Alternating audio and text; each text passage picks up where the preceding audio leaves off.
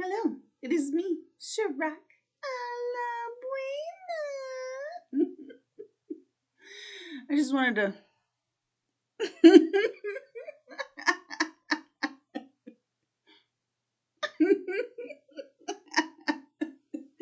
Oh, that brings me so much joy.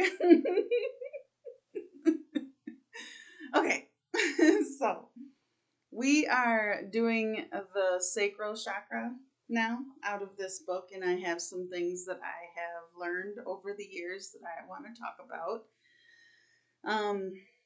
So this this communication is going to be related to, let's see, how can I say this? So I learned meridian energetics from my teacher back in 2016 and 2018. And I had no idea what I was getting myself into. Not that it was anything bad. I just didn't know anything about anything. And I never meditated before. And he was the first person that got me to meditate. So I learned a lot through that teaching. So, basically, what I want to do in this video is talk about. So, I'm going to read from this book.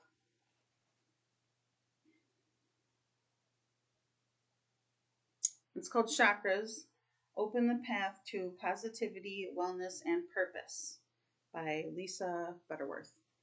And basically, like, I'm not going to read the whole book. I'm going to reference a lot of things from here to assist, like, to give tools of how to help with balancing and healing the sacral chakra. So, but I want to talk about some things that I've learned doing energy work. So I'm going to, like, tie certain things into here and there and kind of give some tools on, visualizations and what to look for and how to this or that or whatever. So I'm seeing that the light's going in and out, so I'm going to try to. Why does it do it? It's so annoying. Oh, that's just whatever. All right. So the sacral chakra. So this is what I'm going to read.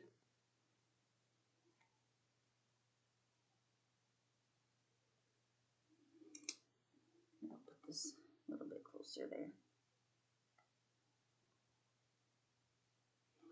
Okay, so the overview of the sacral chakra is the second chakra in our energetic system. It is located just below the navel and above the pelvic floor, right around the lower lumbar spine and the sacrum. If the root chakra helps lay the foundation for our physical connection to the earth and our bodies. The sacral chakra is the basis of our emotional well being. It also governs our sexuality and creativity. So the Sanskrit name is Svadhisthana. In Sanskrit, swa means one's own, while adhisthana means place of dwelling. Okay. So the sacral chakra can be thought of as our pleasure center. It is where our passion lies in all of its manifestations. The sacral chakra also corresponds to our reproductive organs and governs our sexuality. On a literal level, it represents fertility and procreation. But on a figurative level, this fertility can be thought of in terms of a full and fertile existence. All of the things in life that light us up and ideology. I should be able to say that. Ideology. Whatever. Ideologically. Anyway, speaking creation expands far beyond the physical generation of offspring. The sacral chakra governs all facets of our creativity, writing, cooking, making art, anything that stokes our passion for learning, doing, and discovering. It is represented by the element of water. And a healthy sacral chakra puts us in the flow of energy and life as though we are moving effortlessly along with a gentle current. It represents flexibility and freedom. A balanced sacral chakra permeates into many areas of our lives, creating healthy relationships, nurturing and inspiration and creativity, helping us to seek and enjoy pleasure physically, sensually, sexually. It provides a strong emotional foundation that allows us to not only live in the moment, but also to truly enjoy it, which is why I did that in the beginning. That helps me enjoy things. Being stupid. Okay, so in lieu of my root chakra information, I want to talk about, so I'm going to talk a little bit about the root chakra just to kind of like give a grounding or like a foundation. Because, so the root chakra to me is earthing. So if you think about the earth, what does the earth do? It's just like, it's dry, basically. It's a canvas, but it needs water to make anything grow. So if the earth doesn't have water, we have no food, we have no trees, we have no animals, we have nothing. So if we don't have water, we don't have anything at all. So I can see why the sacral represents creation. I gotta pause for a minute. I gotta plug my laptop in. One moment, please. One momento. Okay, I'm back. We're plugged in now, so we're good. Okay, so I was talking about water and the need for water to create things. Okay, so I want to go back in time a little bit, and let's say, for example, man, I don't know why we're going back that far, but apparently we're going back to Adam and Eve. That's different. Yeah, oh my God. Let's talk about that. That's technically like ancestor stuff.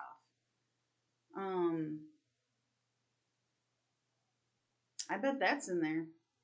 That's probably in the root chakra. That's definitely in there. I was only gonna go back in ancestral like DNA, but I bet that still counts probably. Yep, it does. It definitely does. Yep. So how can I bring this into perspective without it being like totally overwhelming?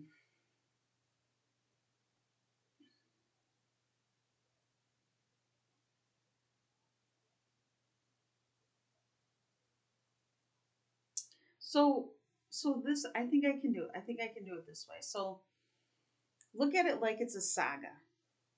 Like from one person, like generation to generation to generation to generation, and branches out like a tree. That's why we probably use a tree as a, you know, family tree or whatever. So let's say, for example, and this is only an example, this is not real. So let's say, for example, I don't know, let's go like 10, 10 generations back in your family, my family, whatever. And so let's say, for example, that person, I don't know, if you want to go something really super happy or if you want to go through something really super traumatic or whatever, if we're going traumatic. Okay. So like, let's say, for example, 10 generations. How many, what would that be like? 10,000 years ago, maybe? Maybe we should only go 7 years, generations back. Let's go three. Let's do 3 generations back. Okay, sorry, I'm just thinking of this on the fly so I can explain it into how to get to where we are today. So let's say 3 generations back, or maybe even 4 or 5 generations back, one of your family members that's like, let's say, for example, on the mom's side, there is like your mom's mom, like your mom's mom, and then her mom, and then her mom, and then her mom got run over by a stampede or something, or was sexually abused or raped or something, like castricized or something like that, something traumatic like that. So that automatically is a hit to the root chakra. And then, well, it's a hit to all of them, but it's definitely goes into the root chakra. So being in the root chakra, it's gonna hit, and it's gonna basically, it's going to like, let me see if I can do this. I'm gonna use this in the back here. So in the root chakra, my cats might get a little, I'm using their toy, but in the root chakra back here, it goes into the root chakra, and then there's like this like um growth, and it could like grow out through, it could go literally, it could go straight up through, this is the heart chakra, and it could go out up here, or it could like, or it could just, it could go here, go that way, or like it can go up and go out the solar plexus, or it depends on how it like affected the person. So the basically the experience, what I'm trying to say is the experience caused the person to not be grounded. Like, let's say they lived. Let's not use the stampede. Let's say they, whatever. Let's say that it was rape or something like that, like sexual abuse or something. So that caused the person to unground. So they're not grounded anymore. And so in their root chakra, they're like disconnected from, they're not able to create anything. And it goes like, actually, I'm getting a feeling up straight up my back. Like it goes from the root chakra straight up the back into the back of the head. I must have something going on that I'm not totally aware of. But anyways, so 4 or 5 generations back, and like let's say that person lived through the experience, but their chakra system, because of the emotions and everything, see, emotions are like water, so the emotions caused for a shift in the expression of the safety of the person. So then instead of creating safety, like let's say that never ever happened and nothing like that ever happened, the person would create safe moments. They would feel safe all the time. But if you have something like that go on, it's going to make you feel unsafe. You're not going to feel safe in your body. You're not going to feel safe in life. So the creation of that through the sacral chakra, which is the emotions and the feeling of feeling unsafe, is what you're creating now. So like, let's say, for example, like the family bloodline all the way up until that point, everybody was solid. Everybody felt safe. And then there was that thing that happened. So now this person is still, let's say they're young enough to still get married or to have a family or whatever. And they decide that they want to get married and have a family. So then that person, the mom or the man or whoever it is, like with either side, gets married and has a child. So the child is incarnated in the womb of the sacral. So the sacral has energy of feeling unsafe.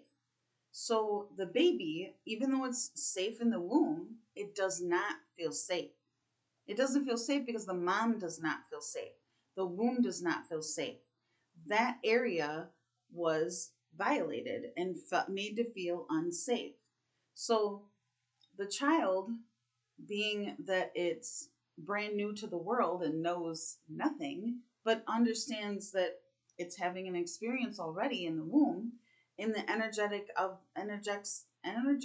the womb, the baby is experiencing energies of feeling unsafe and also feeling safe, because now that the experience is not happening anymore, the person, whoever it is, decides that, I guess it's only about a woman, not necessarily about a man. I didn't recognize. Sorry about that. Anyway, so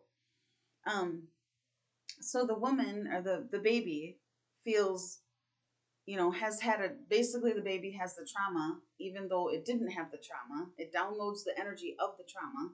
And then the mom, being safe and feeling safe now, doesn't know that the baby is having this expression. Even though she knows about it, she doesn't understand. Like, there's not, education on, hey, if you energetically had something happen to you, then you are going to give it to it's generational going down. So let's say the baby's born and the baby cries all the time. And nobody knows why the baby cries all the time. They call it a colicky baby. I don't really know too much about colicky babies. I don't know what the real thing is or what we're told about that. But either way, to me, if a baby is crying all the time, it's because of the energies that it has endured in being born. Like, as in, like, the energies that are around it, the energies that the people are, living in. It depends on the choice of the parents. What energies do they choose to be around in? Like, like, if they're not good people, then the baby, being from God, is going to be like, oh my God, I'm freaking out, like having the energy being bombarded. And so it's feeling everything. Babies feel everything. So what I'm trying to say is, like, the unsafety, and, like, let's say, for example, this woman who had this happen, whoever it is, let's say, for example, because of that, she ends up creating a life with a man who does not make her feel safe because she had an experience that made her feel unsafe.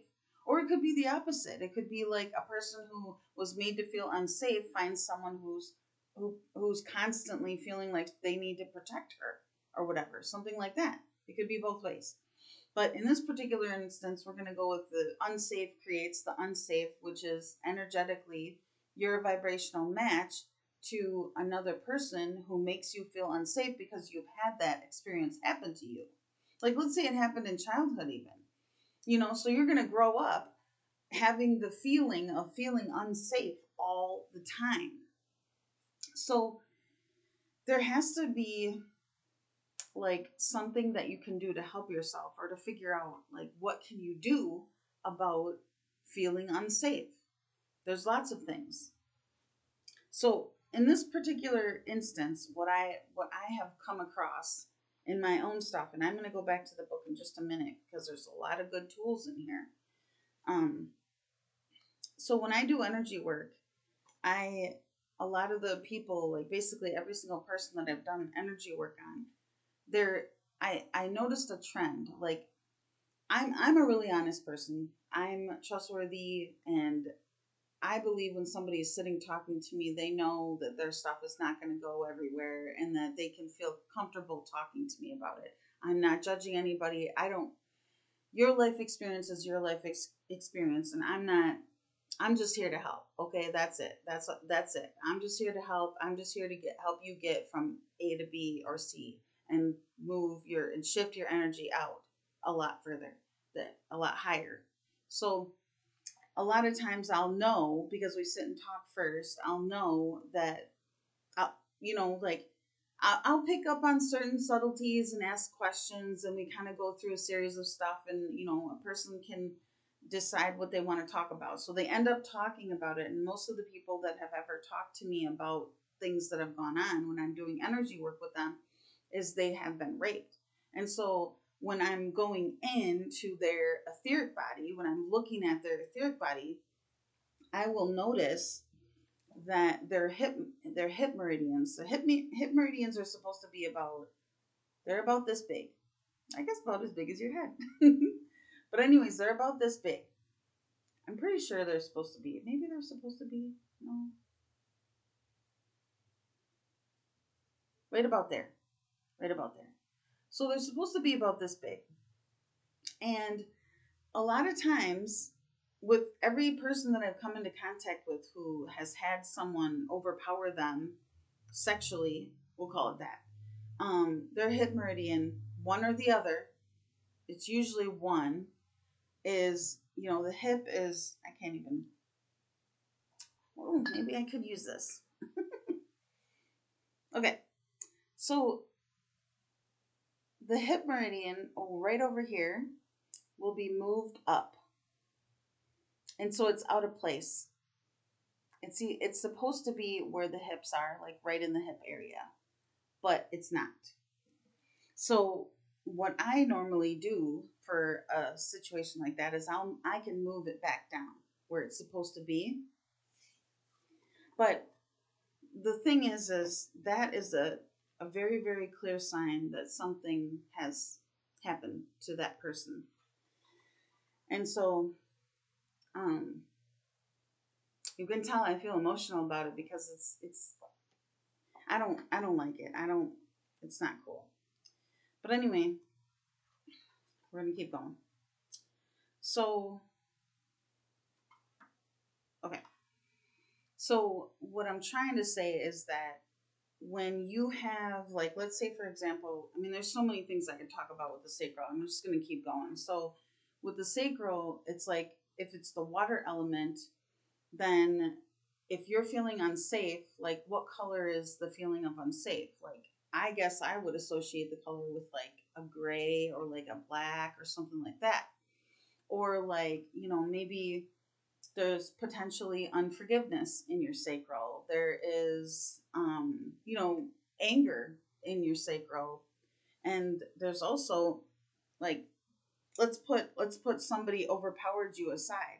This is really important stuff. Like I don't think a lot of people talk about this, but like let's say for example you're a virgin and you've never done it before. So you're totally clear, totally clean, but there's family elements that have played a part. So this is what I'm talking about when I'm talking about the ancestors, like the sacral of the mom, the sacral of the dad, like let's say that they only were with each other. So then technically the sacral should be pretty clean and clear. So they only were with each other and they loved each other. Let's say that. Let's say they only loved each other. And so, man, there's so many different scenarios that I could talk about here. So I'm trying to give an example of like a clean and clear sacral compared to one that's not clean and clear. I know that people are intelligent, they can figure this out, but this is important for me to explain so that I can get to where I'm trying to go to with this. so so if there's two people who really super love each other and they make love. It's just them two. The sacral is going to be clean and clear. It's going to be the mind is going to be clean and clear. Like they're going to be able to feel powerful within themselves. They're going to feel safe within themselves. They're going to feel loved and cared for. And I'm just going to bring this up. So so the man has an outie and the woman has an innie. So when a man loves a woman, he is taking his love and sacral energy and his heart energy, and he is putting that into you. So into the woman. So he's putting that into the sacral area, and it comes up through and it comes out the heart. It's just a straight energetic flow. That's what it should be. So then when it comes out her heart, it goes into his heart and it's an energetic flow. It's like a circular flow from the base with the root chakra all the way up to the heart chakra. So, and then when you bring God into the picture, God comes down through the heart and then it's an energetic flow of all three altogether. Okay.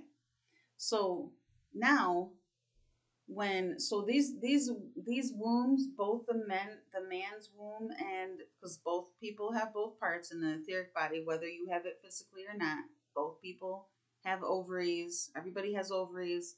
Everybody has both parts. Okay, so divine masculine, divine feminine. Okay, So these two, they're making love, and it's a clear, energetic expression.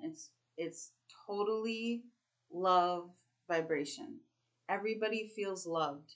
Everybody feels loved when they're making love.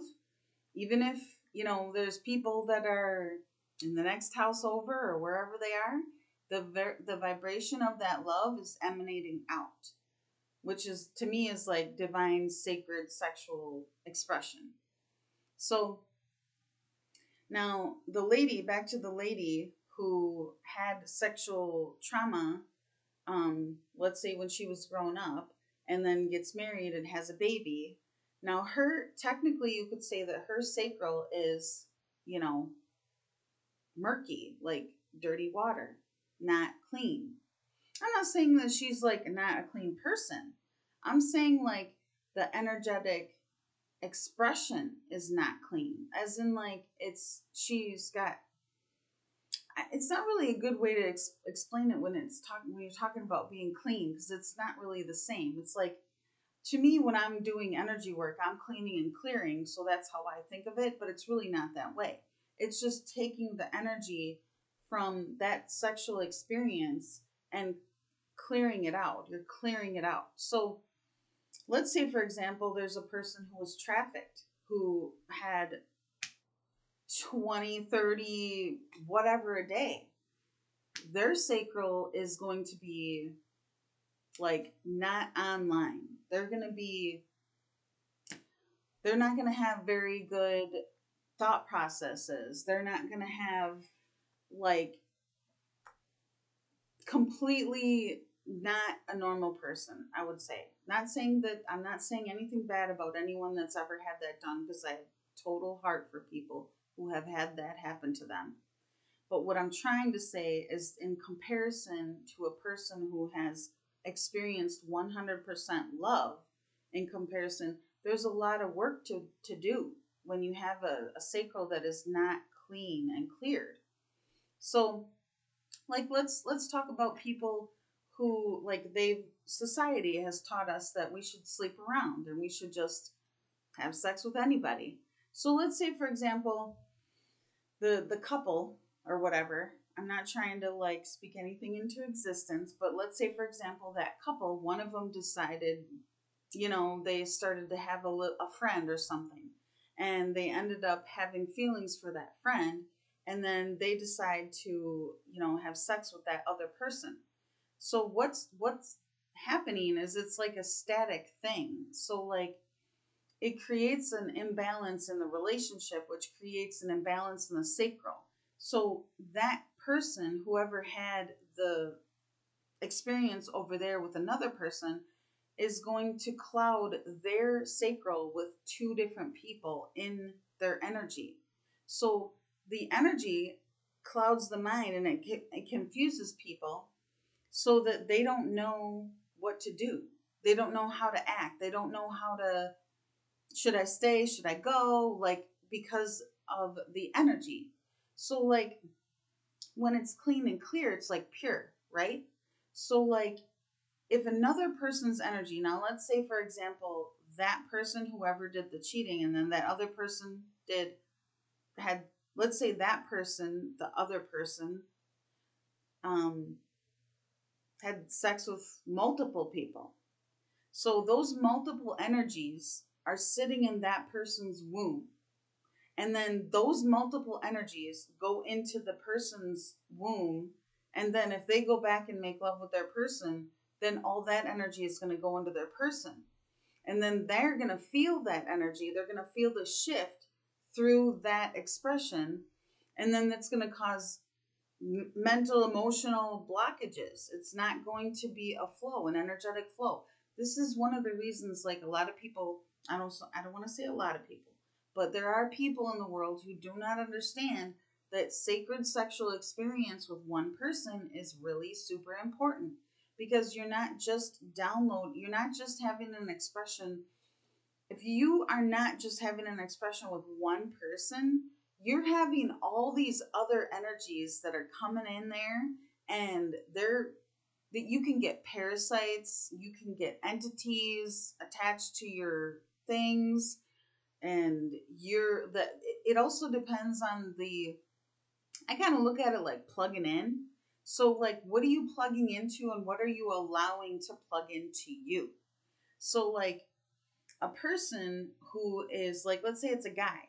So if, for me, I guess I shouldn't talk about myself. I'm not going to talk about myself. If there was a person out there who did not, like, who was pure in their energy and cleared out their entire chakra system and was completely pure, and a man who did not have anything pure, they and then those two, the guy plugs into that, so it's going to be a mix of energy.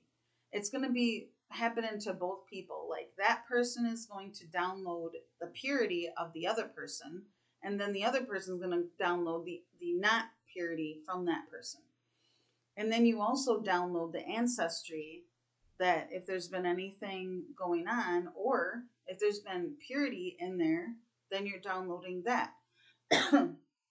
So what I'm trying to say is that people don't understand what they're doing when they're just having sex with multiple people.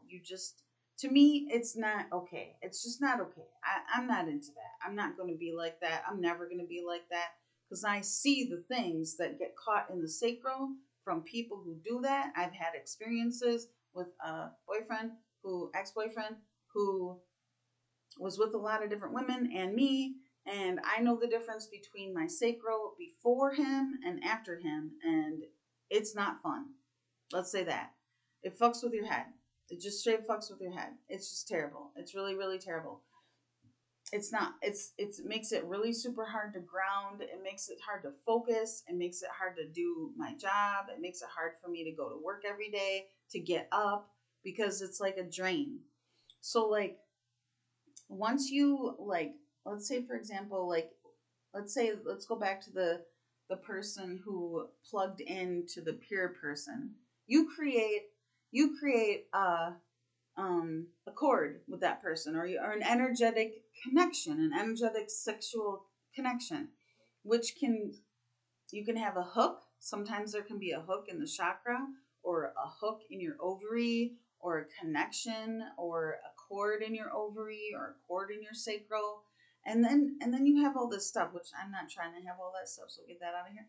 But what I'm trying to say is that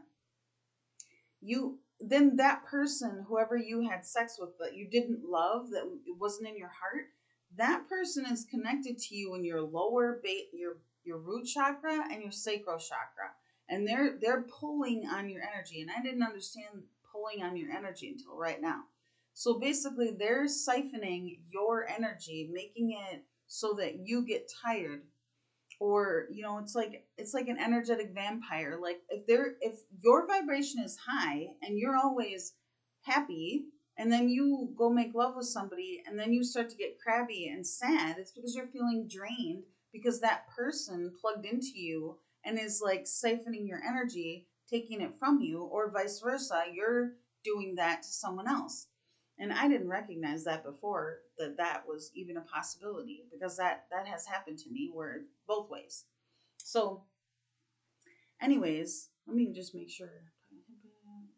Connection manifestation. Oh, okay. So when this book is talking about water, so like, water, to me, the water element, water can be shaped into multiple different energies. Like, we're all technically, we live in water. Even though we don't see it, we technically do, because there's water in the atmosphere. So there's an energetic flow all day, every day, and it's an electrical flow. So if your sacral is not functioning properly, and it's not functioning as in, like, there's a bunch of things in your sacral, you need to clear it out. It needs to get cleared out, so that you can feel safe in your body again. And so what I was talking about in my last video with the root chakra, I'm not trying to take forever to explain this, but there's a lot when it comes to the sacral. Like, people don't understand how important it is to not have sex with multiple people, unless you're like a super awesome person and you can just clean and clear it out in like 2 seconds. I mean, it takes me a little bit. And sometimes you get attached to the energies and you don't know, or else the energies get attached to you and you don't recognize it. It's like, some people have like um depression, and you don't even know that the reason that you have depression is because there's the last person that you were having sex with is a narcissist or something like that. You know what I mean? Like they're just not a good person, so then their energy is flowing to you all the time, and it's like basically like beating you up, and you don't even know that that's happening because you're still connected to the person. So you really have to cut it off. Get the energy work done so that you can not be connected to the person anymore.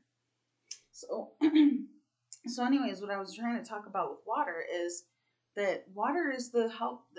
If you don't give a plant water, it does not grow. So what do you want to grow in your sacral? What kinds of things do you want to grow?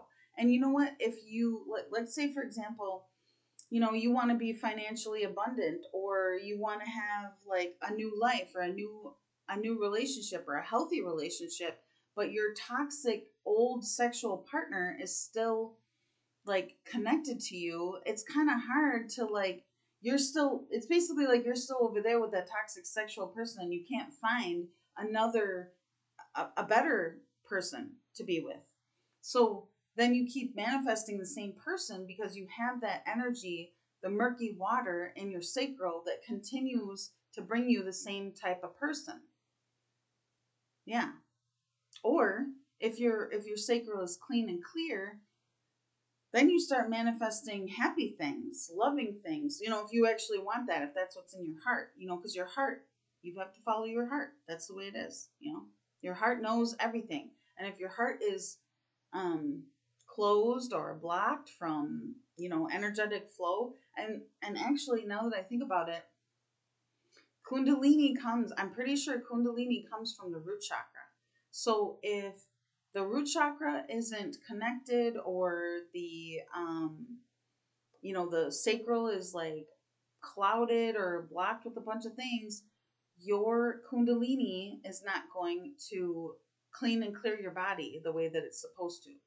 So removing the connections to these old toxic things is what you need to do, what a person, anybody, needs to do in order to move and shift their life.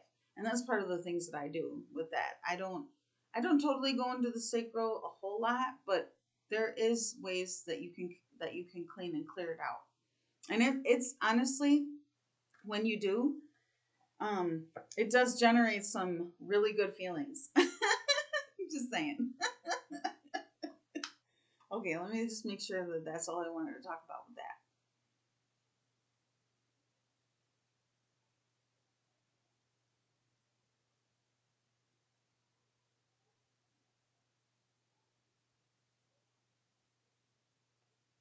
What do I need to talk about a baby growing in there?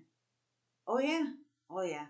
I mean, man, if you got all these connections and like all this ancestral stuff that's gone on, and you're bringing a baby into the world, I mean, I'm not saying don't. I'm saying like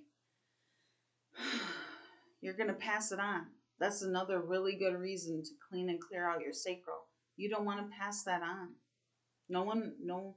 I mean, I can't say no one. Everybody wants to have their own expression and experience in their life, so they do whatever they want. A baby's born into a certain, like we've talked about this many times, where basically you choose your life before you get here. You choose your parents, you choose everything. You write your script, you write your narrative, you're writing your book. That's why we have the Akashic Records. It's books, or the Hall of Records, yeah, where everything is held. So, you know what I'm saying? So, anyways, what else is there about the baby? Oh, so what's in the womb affects the baby energetically. Oh, yeah, that's how diseases are passed along. Yep. Yeah. So, they try to tell you, like, oh, take a pill if you're depressed, or like, oh, it's this disease. Like, oh my God, you have a disease. It's not really like that. I mean, I'm not saying I'm a doctor. I'm saying energy is real. It is real. And you can have certain things like diabetes, for example. if you're a bitter person, or if you're mad about something, or you haven't forgiven somebody for something, or forgiven yourself more so, you're going to be bitter. And then that goes straight to your kidneys. And I just felt it. The word bitter goes straight to your kidneys. Yep. So I think that's, yeah. Yep. Okay. So now I want to talk about, or I want to keep going with this. So these are some crystals that help with like balancing the sacral. Oh, there's also energy, astral traveling, where you can uh, have sex with someone. There's that. And then there's also entities or spirits that attach to people. Like if your sacral's really, that can happen. Yeah, that can happen. Yeah, entities. I'm not trying to have all that, so you can go now. Um, what else can happen? I mean, the sacral is really super important. So healing in your sacral, if you've had something, happen, it is very, very detrimental to the future of your life and to the future of your, child's life if you ever decide to have one. It's really important to clean it out. Yeah. So, anyways, here's some rocks that help with the sacral.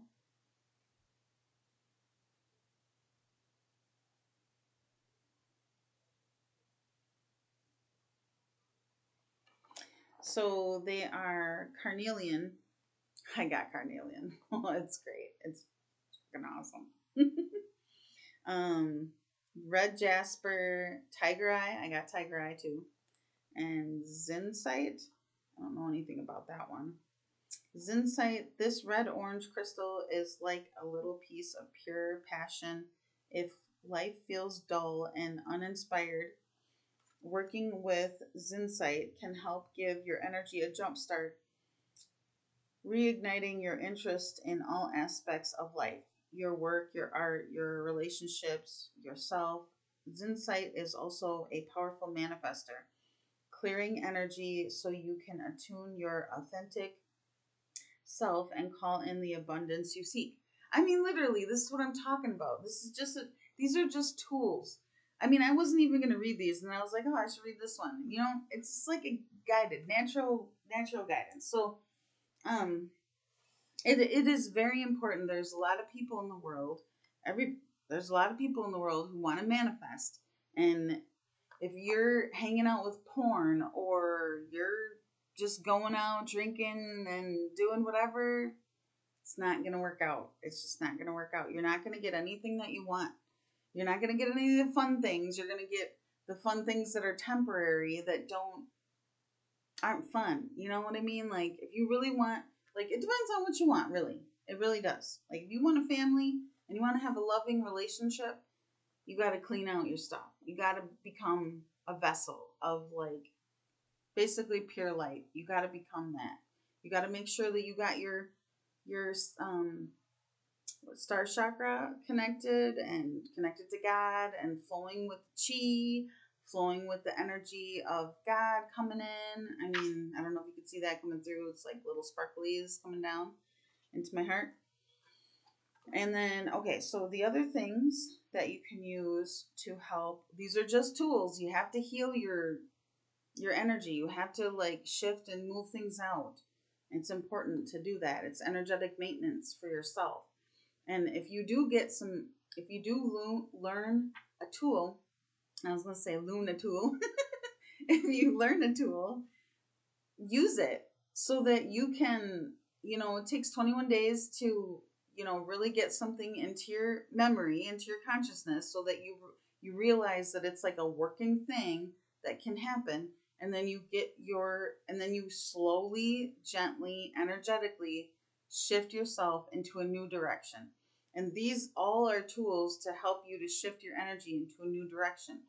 But if you have something that is trauma based, or like something bad that really happened, you have to figure out a way to heal it. And if that means that, therapy, I'm not really into therapy. I'm more into energy work, because it just seems like some of those things are like indoctrinated, like they don't really help you, but maybe they do. I don't know. It depends on your own consciousness. Mine is a little bit different. I would rather channel some information than try to go to a doctor. I don't know. That's just me. So anyways, this is essential oils.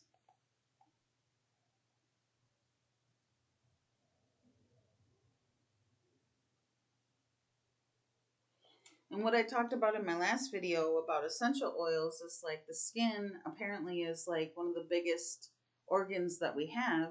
And the skin absorbs 40% of something. Like when it's in your stomach, it's like 10 or 15, I think. I don't remember exactly, so don't quote me. But I'm just saying, like in your skin, it absorbs into your skin, and then it absorbs into your bloodstream, and then it like energetically can help you. And also the smell. The smell helps a lot. So the first oil is cardamom, clary sage, neroli, sweet orange, and lang lang. I actually have lang lang. My aunt gave it to me. Okay, nourishing bath oil.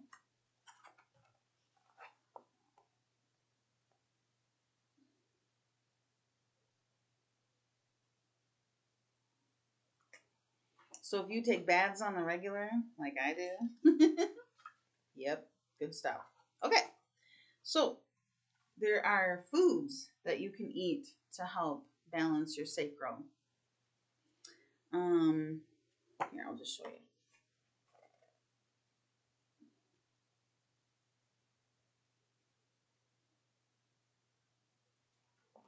Okay. Nourishing the sacral chakra with food and drink can help energize our body and balance our emotions. Taste can also offer a direct line to the sacral, the pleasure center, especially if we take the time to be mindful and truly enjoy the food that nourishes us. And so one is seeds, nuts, salmon, orange foods, pumpkin and squash, carrots, oranges, stone fruits, sweet potatoes, cinnamon, and cardamom.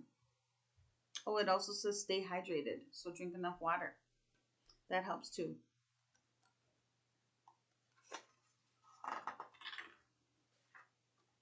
Well, this is pretty cool. I love mango. Mango is so good, so tasty. That looks delicious. But there's cinnamon in there too. And if there isn't, you should put some in there. 1 peach, halved, stoned and sliced mango pieces, and coconut water. I guess there's no cinnamon. You should put some cinnamon in there. It's good stuff. Butternut pumpkin soup. I bet that's delicious.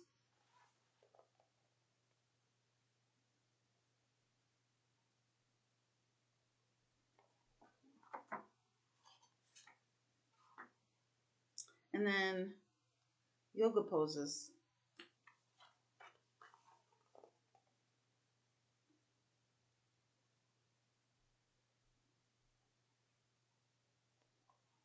And I'll tell you what, yoga is amazing. People don't understand if they, dancing and yoga are my 2 favorite things to do, even if I don't do them all the time. Okay, so the first one is goddess pose. Second one is wide-legged forward fold. Pigeon pose, camel pose, and bound angle pose. That's pretty cool. I like that. I'm definitely going to start doing more yoga. Okay, so visualization, meditation, and affirmations. So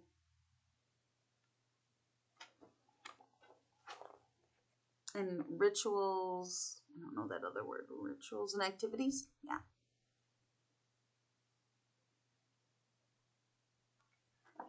And so it says for affirmations, using affirmations with your sacral chakra in mind will help connect you to your pleasure center and stoke your passion and creativity.